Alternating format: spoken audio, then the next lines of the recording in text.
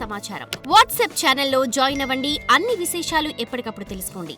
గురుగారు, గ్రామ దేవతల విషయానికి వచ్చేసరికి వారిని ఏ సమయంలో ఆరాధిస్తే వాళ్ళు ప్రసన్నులవుతారు?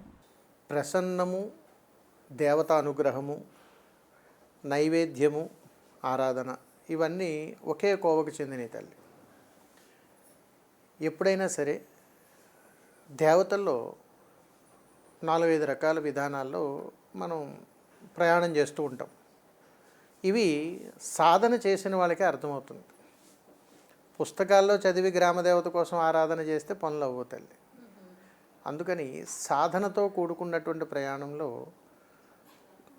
గ్రామాల్లో పూర్వీకులు, ముతమామలు, ముత్తాతలు ఉంటారు. వారితో కాసేపు కూర్చొని ఈ గ్రామదేవత యొక్క విశిష్టత ఏమిటనంటే చాలా అద్భుతంగా చెప్పేస్తారు.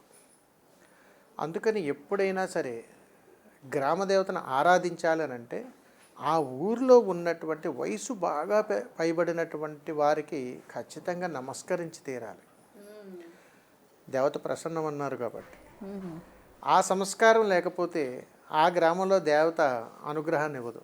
అందుకని నా ఊరి ఆడబడుచును ఎవరైతే అతీతమైనటువంటి గౌరవ మర్యాదలు ఇస్తారో అక్కడ గ్రామదేవత అనుగ్రహం ఉంటుందని చెబుతుంది.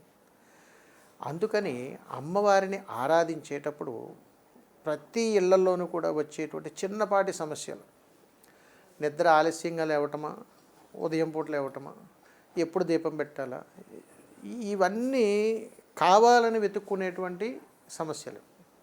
వాస్తవికంగా చెయ్యాలని అంటే ఎవరు చెప్పక్కర్లేదు. మన తాత ముత్తాతలు చెప్పారు, ఉదయాన్నే నిద్ర లేవండి, సూర్యోదయానికి ముందే అన్నీ సపరమర్యాదలు చేసుకోండి, చక్కగా దీపారాధన చేసుకోండి, అంత బాగుండండి అని చెప్పే మనల్ని పెంచారు.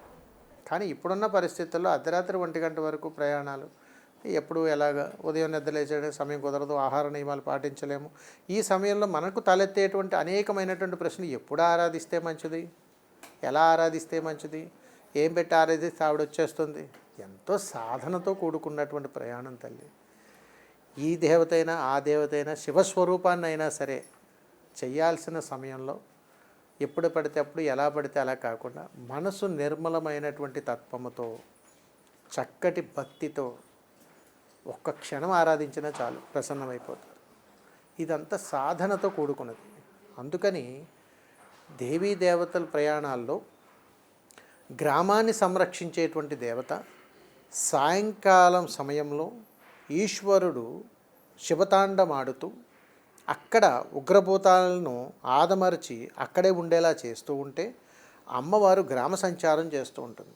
అందుకని అమ్మవారు గ్రామ సంచారం చేసేటప్పుడు తల్లిని దర్శించరు. అంటే అర్ధరాత్రి పూట గ్రామదేవత దగ్గరికి వెళ్ళకూడదు. అంటే మీకు దీన్ని బట్టి ఏమర్థమవుతుందంటే చీకటి పడిన తరువాత గ్రామదేవత అనుగ్రహం కలగదు.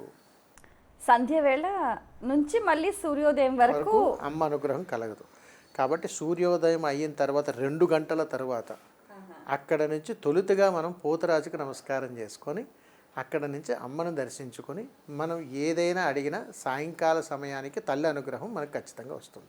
ఈ పోతరాజు క్యారెక్టర్ అంటే ఈ పాత్ర అనేది ఎక్కడి నుంచి సృష్టించబడింది, దీని మూలం ఏంటి? పోతరాజు మూలాలలో అక్కమాంబలు అని అంటారు. ఈ అక్కమాంబలు శివతత్వంలో ఒక సప్తమాత్రికలలో అమ్మవారు 7 స్వరూపాల్లో ఉన్నప్పుడు ఒక దిగ్విజయమైనటువంటి ఒక తంత్ర రహస్యంలో ఈ పోతరాజు గురించి చెప్పబడుతుంది. గ్రామాల్లో అమ్మవారిని తీసుకుని వెళ్ళటంలోనూ, ఉగ్రభూతాలకు దారి చూపించటంలోనూ, మన యొక్క కర్మలను స్వీకరించటంలోనూ, మన యొక్క సమస్యలను అమ్మకు చెప్పడంలోనూ ఇది ఒక సాంప్రదాయబద్ధంగా వస్తుంది. అందుకని ఊరిలో ఎవరో ఒకరు నానుడిగా ఉంటారు, వారిని పోతరాజుగా కొలిచేవారు ఒకప్పుడు. ఆ విధంగా ఈ పోతరాజుకు సంబంధించినంత వరకు శూలాల యోధన శక్తి స్వరూప దుష్ట సంహార అనుగ్రహ కరుణ అని చెప్పి గ్రామదేవతతో కూడుకున్నటువంటి అమ్మవారు ఎవరైతే ఉన్నారో ఈ ఆదిపరాశక్తి అమ్మవారు అక్కమాంబగా అవతారం ఎత్తేటప్పుడు వీరి యొక్క యోగక్షేమాలు చూడటం కోసం ఒక పోతరాజును నియమించుకుంటారు. ఉదాహరణకు ఒక క్షేత్రపాలకుడు కాలభైరవ స్వరూపం ఎలాగో పోతరాజు కూడా గ్రామదేవతలకు అదేవిధంగా కాపాడుతూ ఉంటాడు. కాబట్టి అక్క స్వరూపంగా ఎందుకు అని వచ్చిందేనంటే, గ్రామ దేవతలు ఎవరి దగ్గరికి వెళ్ళినా మనం అక్కడికి వెళితే చక్కగా వరుసలు కలుపుకునే మాట్లాడతాం. ఏమండి అక్కయ్య గారు బాగున్నారా, ఎలా ఉన్నారు ఏమిటని. ఈ భావం అంతా తీసుకొచ్చేటువంటి వాడు పోతురాజు. ఓకే, అంటే ఇప్పుడు అక్క తమ్ముళ్ళు అంటే ఇంట్లో ఉన్న బాంధవ్యాలకు ప్రతిరూపంగా అది తల్లి భావించొచ్చు గ్రామంలో ఉన్నటువంటి అన్యోన్యతను చూపించడం కోసం ఆ తల్లి ఆ విధమైనటువంటి ప్రామాణికాలను మనకు అందజేశారు. అందుకని పోతురాజు ఎప్పుడూ కూడా మీసాలు పెద్దవిగా చేసుకుని కొరడా పట్టుకుని గ్రామమంతా కూడా అర్ధరాత్రి పూట సంచారం చేస్తూ ఆ కొరడా శబ్దమే అమ్మవారి జాతర శబ్దంలో మనం ఇచ్చేటువంటి డోలకులు శబ్దాలు శంఖాకారాలు ఇవన్నీ అవే తల్లి. అందుకని పోతురాజు అర్ధరాత్రి పూట ఈ కొరడా పట్టుకొని ఊరంతా కూడా తిరుగుతూనే ఉంటాడు.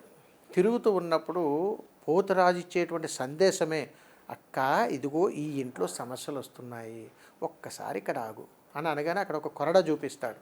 ఆ ఇంటిని పట్టి పీడిస్తున్న దారిద్ర్యం అంతా సమసిపోతుంది. అందుకని ఖచ్చితంగా గ్రామదేవత అనుగ్రహం కలగాలన్న పోతురాజుకు నమస్కరించి తీరాలి. For more videos like this, subscribe Big TV channel.